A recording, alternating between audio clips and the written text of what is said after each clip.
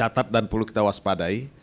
Dan putusan Dewan Kehormatan Mahkamah Konstitusi dan Dewan Kehormatan Penyelenggara Pemilu ini adalah milestone, adalah warning buat kita bahwa kita berada dalam bahaya ya konstitusional kalau kita melihat ya implikasi atau konsekuensi dari kedua putusan ini. Nah, ini catatan saya ya. Jadi mudah-mudahan ya pemilu dan pilpres yang akan kita selenggarakan dalam waktu dekat ini itu jauh dari kecurangan, jauh dari manipulasi, jauh dari intimidasi, betul-betul bisa terlaksana dengan jujur dan adil. Ini harapan saya karena putusan Dewan Kehormatan Dewan Kehormatan ini adalah warning ya, adalah peringatan buat kita. Sama dengan peringatan yang diberikan oleh begitu banyak universitas kepada publik Indonesia yang mengingatkan kita bahwa ini bukan pemilu yang ideal yang seperti kita harapkan. Ini pemilu yang penuh dengan ranjau, ya, penuh dengan potensi pelanggaran etika, pelanggaran hukum yang bisa mencederai integritas pemilu dan pilpres itu. Nah, ini yang pertama yang saya ingin sampaikan pada hari ini.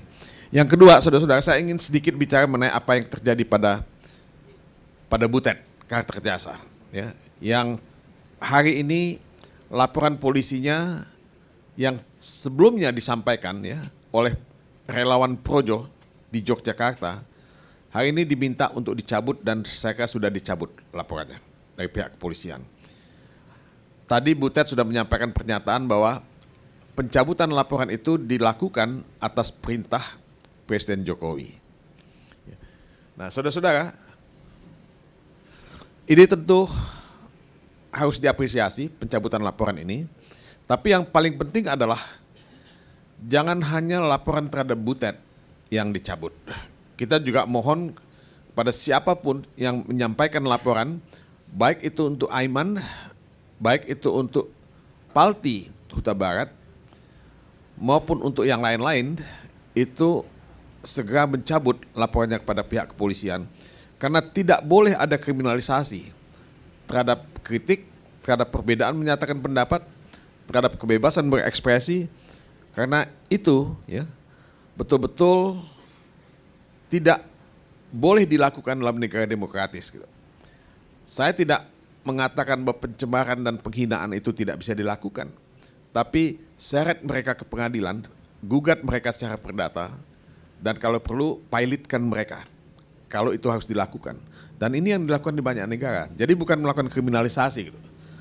Karena kalau melakukan kriminalisasi, dia membunuh demokrasi itu sendiri. Dia membunuh kebebasan berekspresi. Dia membunuh kebebasan menyatakan pendapat. Padahal itu adalah hak-hak asasi yang sudah dijamin secara konstitusional dalam Undang-Undang Dasar kita. Jadi saudara-saudara, kita berada dalam satu situasi yang sangat kritis saat ini. Kita harus menjamin ya, dan menjaga bersama-sama kebebasan berekspresi ini, karena itulah tiang atau pilar demokrasi. Kepada pihak kepolisian, ini sekaligus saya ingin sampaikan, mohon untuk tidak memproses laporan-laporan yang masuk ya, yang melaporkan ya seseorang karena pendapat atau kritik yang mereka sampaikan. Ya. Ini pihak kepolisian juga harus lebih arif dan lebih bijaksana, tidak memproses semua laporan yang masuk. Karena kalau laporannya itu mengkriminalkan kebebasan berekspresi, saya kira si polisi punya kewajiban untuk tidak memproses semacam itu. Karena itu seharusnya tidak boleh dilakukan. Nah, saudara.